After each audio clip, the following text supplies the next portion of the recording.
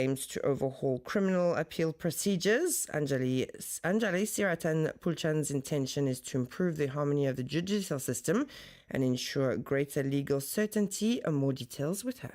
An important session this Tuesday, 22nd July at the National Assembly. On the agenda, a series of parliamentary questions awaited ministerial statements, but most notably, the consideration of a major bill. The Criminal Appeal and Criminal Review Bill, presented by the Attorney General, will be debated under urgency. It will go through all the parliamentary stages, from the first reading to the final vote, within a single sitting. This reform could represent a turning point in the functioning of the Mauritian judicial system. The bill seeks to clarify and harmonize criminal appeal procedures currently scattered across multiple laws. The objective is to strengthen consistency within the justice system and provide greater legal certainty. It notably provides for the repeal of the Criminal Appeal Act and the 1954 Criminal Appeal Rules, which are now considered outdated. It also introduces key amendments to several existing laws, including the Children's Court Act 2020, the Courts Act,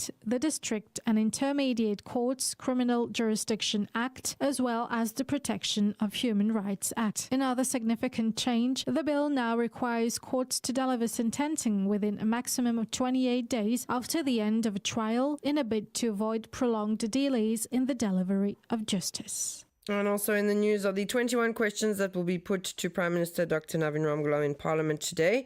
These questions concern issues of national interest such as drugs, the economy, transparency, security, and the government's participation in international affairs. Other ministers will also be questioned. Anjali Siratan-Pulchan gives us an overview of some of the main issues on the agenda.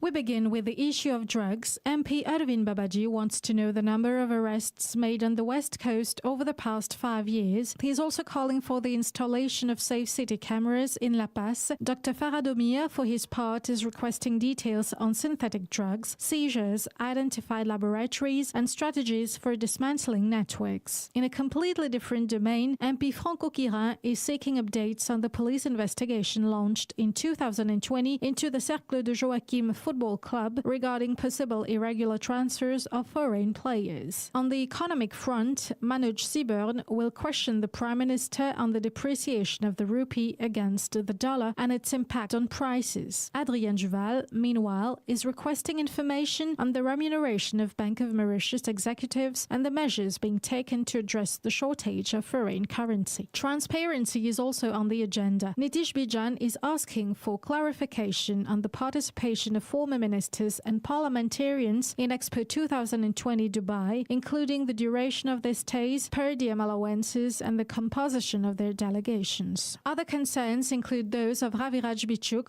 who will raise the issue of new import taxes on vehicles and is seeking exemptions for those shipped before July. He is also concerned about acts of vandalism at places of worship. Regarding Rodrigues, Jacques Edouard will raise the issue of employees being denied CSG allowances due to non-compliance with the declarations by some employees. He is also requesting details on projects funded by the French Development Agency. His colleague, Jean-Francisco François, will question the Prime Minister on the impact of British parliamentary debates on the Chagos issue. Staying in the lagoons, Arvind Babaji will ask for clarification on regulations governing kite surfing. Other ministers will also be in the spotlight. The Minister of Health, Anil Bechu, will be questioned about a proposed community health centre in Rochebois and the conduct of a medical audit in Rodrigues. The Minister of Education will be asked to indicate the number of psychologists in public schools, while the Minister of Environment will face a series of questions on the Barchicos landfill, coastal erosion at Rivière des Galets, and developments at Le Morne public beach. A session rich in parliamentary questions is therefore expected this Tuesday.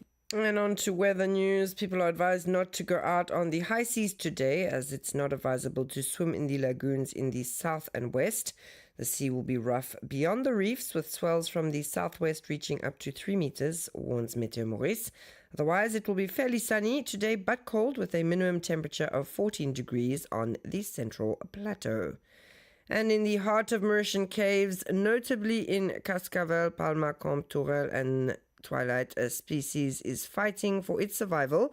The bat, better known as the island's little molluscus, weighing just 10 grams, this mammal, which loves darkness, plays an essential role in the island's ecosystem. It helps regulate the population of insects that are harmful to the environment and public health. Director Ritwik Nyaban devotes an episode of his program La Barre de Recherche to this topic. More details with Charlie Nyaban. Pour vraiment commencer ma thèse, c'est vraiment d'aller envers un encadrant. To really begin my thesis, it was essential to reach out to a supervising body.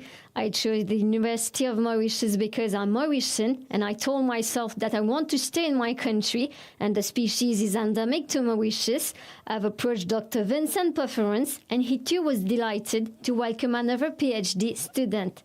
So we work on all the different topics we could consider for the thesis. The final topic is really about answering the question, what will disappear if a bat itself were to disappear?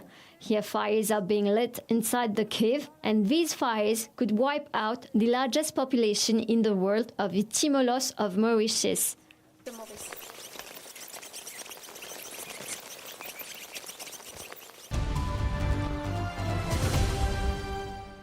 And moving international, and apologies for the technical issue with our sound. In international news, Indian Vice President Jagdeep Dhankar announced his resignation with immediate effect yesterday.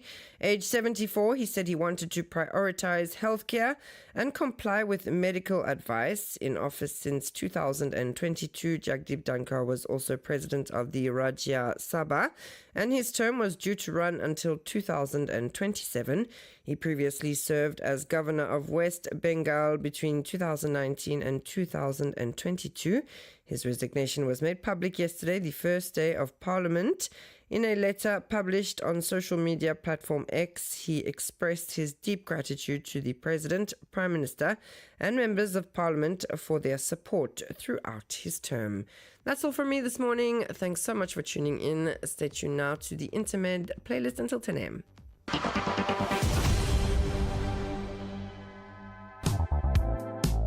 Bienvenue, vous êtes sur Rm1.